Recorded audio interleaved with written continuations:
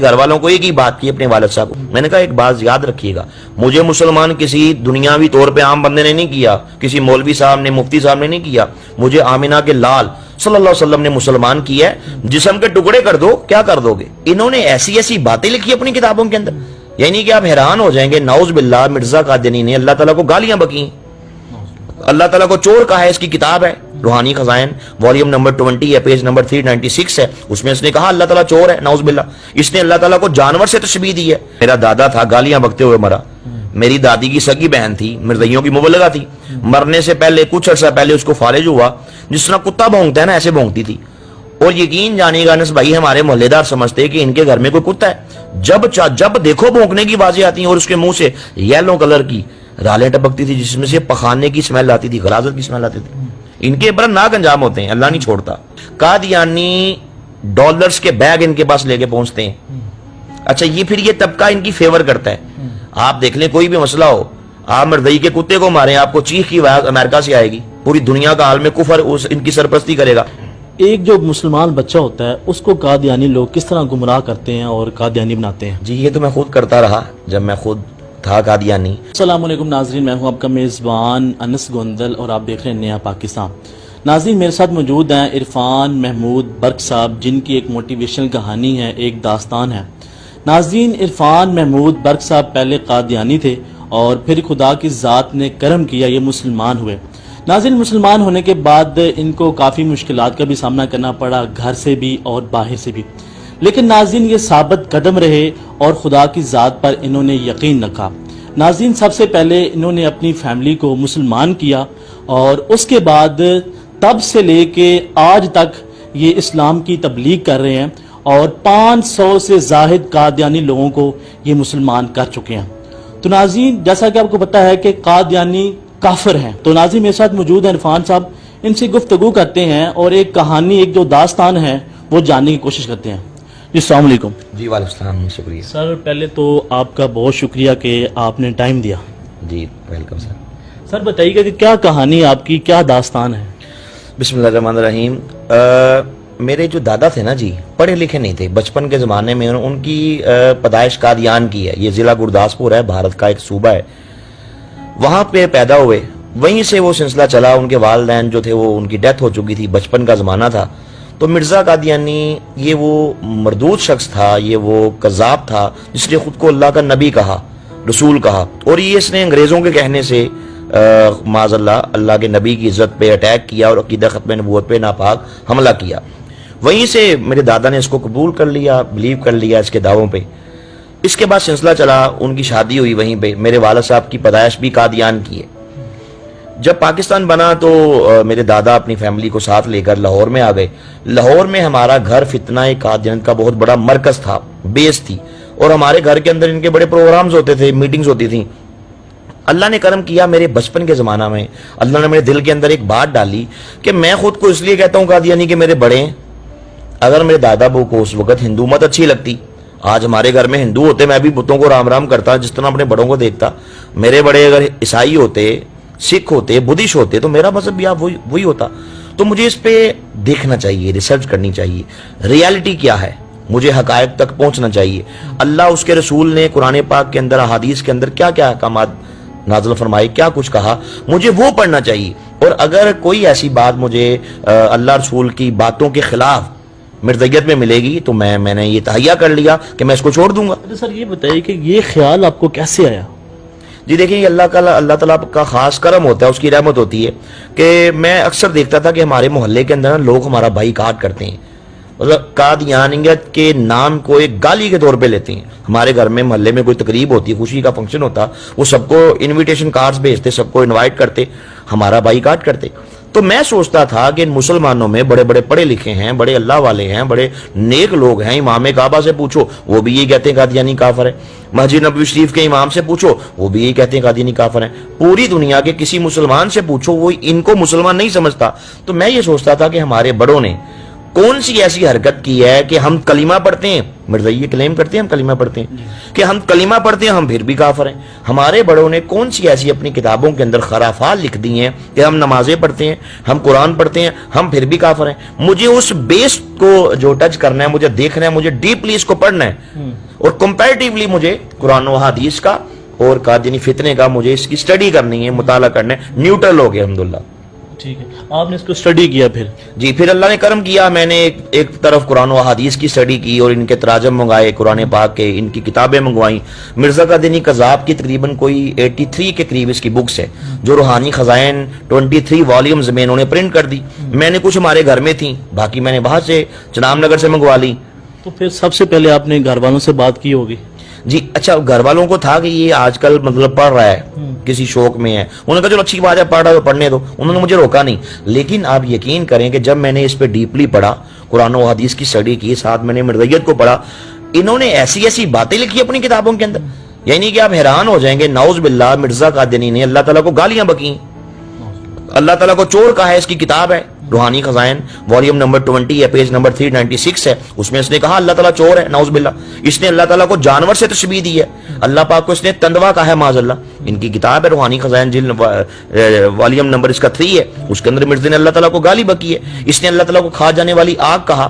روحانی خزائن جلد نمبر اس کی 12 ہے, پیج نمبر اس کا 64 ہے. غرض کے جب میں نے وہ کتابیں پڑھی جس میں اللہ کی شان میں گستاخیاں, انبیاء کو گالیاں, آپ یقین جانیں گے اللہ کے نبی عیسیٰ علیہ السلام کو انتہائی غلیظ اور ننگی اور گندی اور بازاری گالیاں بکی تھیں اللہ کے نبی عیسیٰ علیہ السلام کو.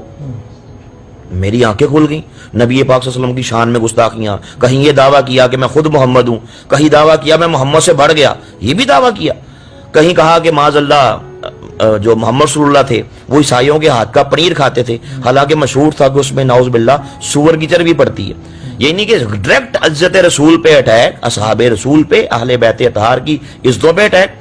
تو اللہ نے کرم کیا, میں جو یہ نظریات جیسے جیسے ان سے اویئر ہوتا گیا, ویسے ویسے مرزا قادیانی سے میری چاہت کا, ادب کا, تمام جو رشتے تھے وہ ٹوٹتے چلے گئے, اور آخر ایک دن کچے دھاگے کی طرح بالکل ٹوٹ گئے. اور اللہ نے کرم کر دیا, کائنات کی سب سے بڑی دولت الحمدللہ, اللہ نے دولت ایمان سے مجھے سرفراز فرما دیا. اچھا, یہ بھی پتہ چلا ہے کہ اس کے بعد آپ کو کافی مشکلات کا سامنا کرنا پڑا, چاہے وہ مالی مشکلات بھی ہوں.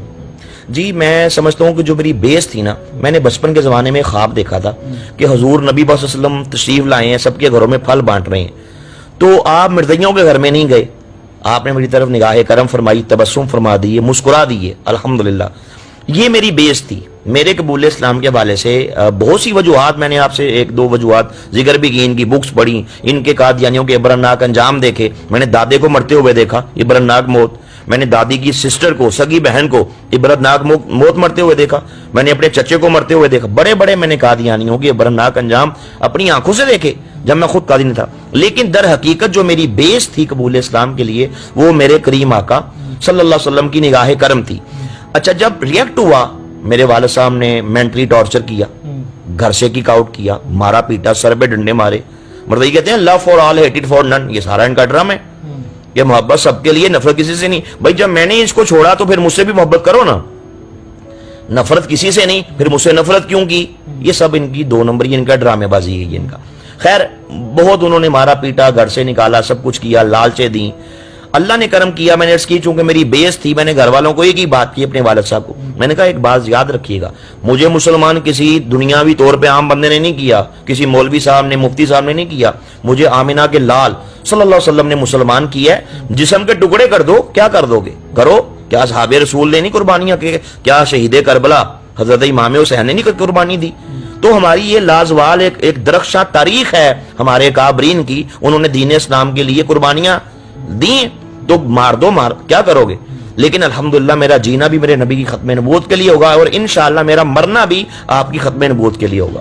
اچھا عرفان صاحب, یہ بتائیے گا کہ آپ قادیانیت کے بہت نزدیک رہے ہیں, ایک جو مسلمان بچہ ہوتا ہے اس کو قادیانی لوگ کس طرح گمراہ کرتے ہیں اور قادیانی بناتے ہیں؟ جی یہ تو میں خود کرتا رہا. جب میں خود تھا قادیانی تو ہمارے بڑے ہم سے یہ کہتے تھے, اچھا ان کی تنظیمات ہیں, ان کے بچے ہیں, بچوں کی الگ سے تنظیمات ہیں, نوجوانوں کی الگ سے تنظیم ہے, بوڑھوں کی الگ سے ہے. بچوں کو کہتے ہیں خدام الحمدیہ, نوجوانوں کو بچوں کو کہتے ہیں اطفال الحمدیہ, نوجوانوں کو کہتے ہیں خدام الحمدیہ، اور اس سے جو بڑے ہیں ان کو کہتے ہیں انصار الحمدیہ. تو میں جب اطفال الحمدیہ میں تھا تو ہمارے بڑے ہم سے یہ کہتے تھے کہ آپ مسلمانوں کے بچوں کو قادیانی کرنے کے لیے ہمارے مراکز میں لے کے آیا کرو، ہم لے جاتے. اب آپ آئیڈیا کیجئے گا ان کا طریقہ واردات، غور کیجئے گا. جب بچے وہاں پہ جاتے، ہمارے دوست، ہمارے ہم عمر، یہ وہاں پہ ان کو کھانے کے لیے کینڈیز دیتے، آئس کریم، چاکلیٹس دیتے، ساتھ کہتے بیٹا دیکھو جو کلمہ آپ کا وہی کلمہ ہمارا، تم بھی نماز پڑھتے ہو ہم بھی پڑھتے ہیں، تم بھی قرآن پہ بلیو کرتے ہو ہم بھی کرتے ہیں. چھوٹے سے بچے کو بلاتے ٹریننگ یافتہ کو، کہتے بیٹا اسے کلمہ پڑھ کے سناؤ، ہم نے تمہیں کون سا کلمہ سکھایا ہے؟ وہ چھوٹا سا بچہ وہی کلمہ پڑھتا جو ہم مسلمان پڑھتے ہیں. پھر کہتے جی جب سب کچھ وہی ہے تو بیٹا بتاؤ کہ پھر ہم لوگ مسلمان ہیں کافر ہیں؟ چھوٹا سا بچہ اسے کیا پتا، خالی ذہن ہے، مائنڈ ہے اس کے اندر چاہے جو مرضی غلط بھر دو. وہ کہتا کہ انکل آپ صحیح بات کہتے ہیں، یہ مولوی جھوٹ بولتے ہیں جو آپ کو کافر کہتے ہیں، پاکستان کا آئین غلط ہے جو آپ کو کافر کہتا ہے، آپ تو بڑے اچھے انسان ہیں، آپ تو بڑے اچھے انکل ہیں، آپ تو مسلمان ہیں. اس طرح وہ بچپن کے زمانے میں بچوں کے ذہن کے اندر وہ انجیکٹ کرتے اپنے کفریہ نظریات کو، انجیکشن لگاتے. اچھا پھر ہم نے یہ بھی دیکھا کہ یہی جب بچے پڑھ لکھ جاتے ہیں، بڑے بڑے کلیدی عہدوں پہ جا کے تعینات ہو جاتے ہیں، ہم نے دیکھا چونکہ میں گھر کا بیدی ہوں، قادیانی ڈالرز کے بیگ ان کے پاس لے کے پہنچتے ہیں. اچھا یہ پھر یہ طبقہ ان کی فیور کرتا ہے. آپ دیکھ لیں کوئی بھی مسئلہ ہو، آپ مردئی کے کتے کو ماریں، آپ کو چیخ کی آواز امریکہ سے آئے گی، پوری دنیا کا عالم کفر ان کی سرپرستی کرے گا. یہ وہی طبقہ ہے کہ جو قادیانی جس کو نوازتے ہیں. پھر یہ وہی طبقہ ہے کہ جو آپ کو یہاں پاکستان میں بیٹھا نظر آئے گا کہ پاکستان کے بڑے بڑے سیٹوں پہ بیٹھ کے جن کے غلیظ قلم چند ٹکوں کے لیے مردئی لڑکیوں کے لیے وہ اللہ کے نبی کی عزت کے خلاف وہ معاذ اللہ حرکت میں آتے ہیں. کبھی کہتے ہیں کہ پاکستان سے نموس رسالت کو ختم کرو، قانون کو، قوانین کو، کبھی ختم نبوت کے قوانین کو ختم کرو، کبھی کہتے ہیں ظلم ہے، کبھی کہتے ہیں مردیوں کو مسلمان ڈکلیئر قرار دو. تو اس طرح کے معاملات ہوتے ہیں. پھر یہ وہ جن کی بچپن کے زمانے میں برین واشنگ ہو جاتی ہے تو پھر قادیانیوں کے لیے آسان ہوتا ہے کہ ان سے جو چاہو اپنی مرضی کے فیصلے لینا. تو یہ پھر یہ بڑا خطرناک کام ہے قادیانیوں کا. اچھا یہ بتائیے گا کہ ایک جو شعور انسان ہوتا ہے، ٹھیک ہے، میچور انسان ہوتا ہے، تو اس کو یہ کس طرح گمراہ کرتے ہیں؟ دیکھیں جی بات یہ ہے کہ قادیانیوں کے ہتھ کنڈے ہیں مختلف. لڑکیوں کے نام پہ یہ مسلمانوں کو ڈی ٹریک کرتے ہیں، جابز کے نام پہ کتنے مسلمان ہیں بیچارے جاب لیس ہیں، کہتے ہیں آؤ ہم آپ کو جاب دلاتے ہیں. کتنے مسلمان، میرے پاس مثالیں ہیں، میری انشاءاللہ اس پہ ایک بک میں ورکنگ کر رہا ہوں. یہ لالچ دیکھ کے میرے خیال سے یہ باہر کے ممالک بھی بلاتے ہیں. جی میں عرض کر رہا ہوں کہ میری نیکسٹ بک کسی ٹاپک پہ آ رہی ہے، ویزے کے نام سے کتنے مسلمان انہوں نے ڈی ٹریک کر لیے. اچھا ہوتا یہ ہے کہ یہ ویزے دیتے ہیں، پیسہ دیتے ہیں. ہم نے دیکھا کئی ایسے رکشہ ڈرائیور ہے، ان کے پاس جناب آج بنگلوں میں رہ رہے ہیں، کہاں سے آیا پیسہ؟ مردئی ہو گئے دیا، مردئی ہو گئے، پوری فیملی پہ سائن کر دیے کہ ہم قادیانی ہیں، پیسوں کے 1.5 لگ گئے. یہ کتنا بدبخت شخص ہے یہ کہ جو چند ٹکوں کے لیے نعوذ باللہ پیسے کے لیے ویزے کے لیے گنبد خضرا سے تعلق توڑ کے ایک کائنات کے بدترین شخص کو، ایک کذاب کو کہتا ہے یہ اللہ کا نبی ہے. اس سے بڑھ کے خسارے کا، اس سے بڑھ کے ہلاکت کا کوئی سودا نہیں ہو سکتا. اچھا پھر ہوتا یہ ہے یہ کچھ تو کرتے ہیں، اس میں شک نہیں ہے، لیکن جو سب سے موسٹ ڈینجرس قادیانیوں کا وار ہے وہ یہ ہے کہ یہ تو کہتے ہی نہیں ہم کافر ہیں. بالکل. دیکھیں میرے پاس ایک بندہ آئے ہوگا جی میں آپ کو جاب دلاؤں گا، آپ کو ویزا دلاؤں گا، یہ بنگلہ آپ کا ہے، یہ بت پڑا ہے سجدہ کر لو، انشاءاللہ جوتے کھا کے یہاں سے جائے گا کہ تم یہ کیا بک رہے ہو میرے سامنے.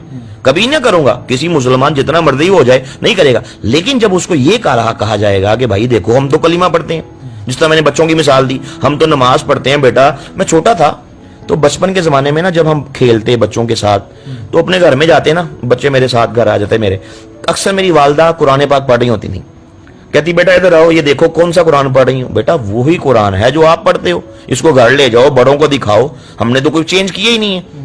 تو مطلب خود کو مسلمان کہہ کے مسلمانوں کا ایمان خراب کیا جاتا ہے. اور یہ قادیانیوں کا موسٹ ڈینجرس جو ہے ان کا وار ہے. وگرنہ میں نے دیکھا کہ بہت سے لوگوں سے پوچھا، کئی ایسے کیسز میرے سامنے آئے، کبھی پیسہ نہیں لیا، جاب نہیں لی، اس لیے مردئی ہو گئے کہ مجھے مردیت اچھی لگی، قرآن و حدیث کے مطابق لگی. اب قرآن پاک کے اندر تحریفات کرتے ہیں، تراجم کے اندر غلط طریقے سے حدیث پیش کرتے ہیں، غلط اپنی نظریات کی تشریح کرتے ہیں. ایک عام آدمی ہے لے مین، اس کو تو نہیں پتا اس کی کیا حقیقت ہے. تو ان کے لیے ایک لے مین کو قادیانی کرنا بقدر آسان ہے بنسبت ایک پڑھے لکھے اور وہ پڑھا لکھا کہ جس کو اسلامک معلومات ہیں، بیسک جس کو انفارمیشن ہے، جس کو ختم نبوت پہ انفارمیشن ہے. ان کے ہاں ان کی دال نہیں گلتی، ایک لے مین پہ ان کی دال گل جاتی ہے. بہت سے لوگوں کا قادیانی کیا.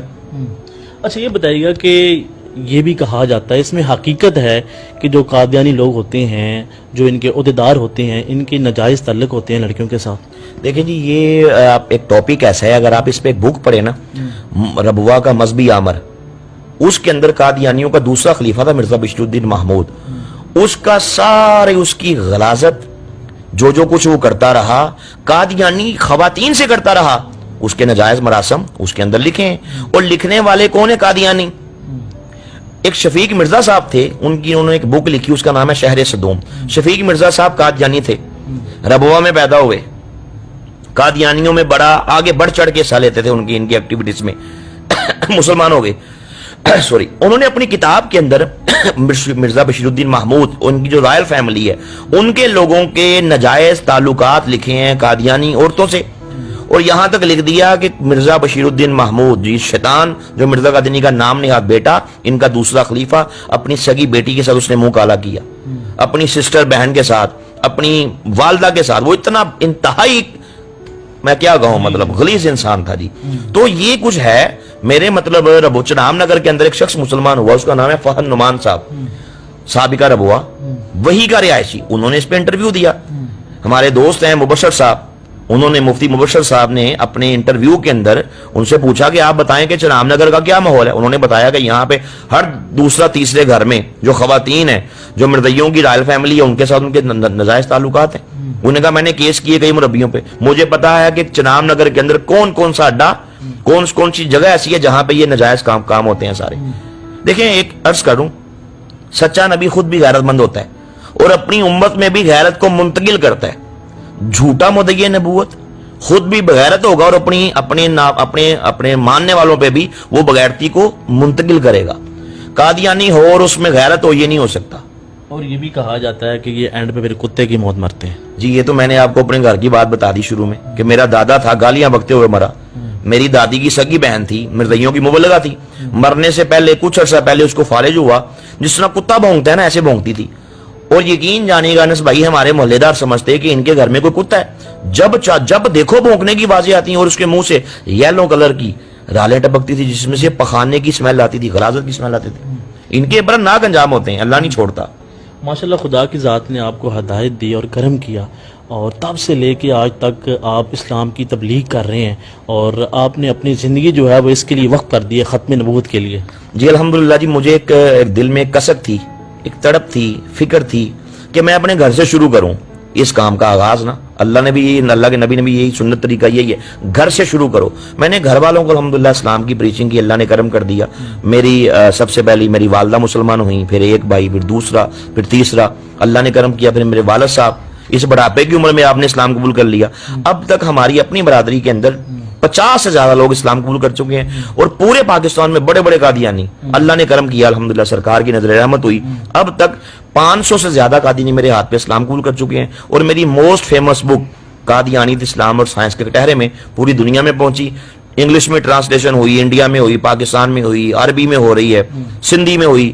الحمدللہ ہزاروں قادیانی جب یہ ابروڈ کنٹریز میں پہنچی، یورپ پہنچی، تو ہزاروں قادیانی اس کتاب کو پڑھ کے اللہ نے کرم کر دیا، ان کو ہدایت مل گئی، مسلمان ہو گئے ماشاءاللہ. چلے سر، بہت شکریہ. جی ناظرین، آپ نے گفتگو سنی عرفان محمود برق صاحب کی. یہ قادیانی کافر ہیں، کافر تھے، کافر رہیں گے. ناظرین، اسی کے ساتھ اپنے میزبان کو دے اجازت. اپنا بہت سا خیال رکھیں، دعا میں یاد رکھیں. اللہ حافظ.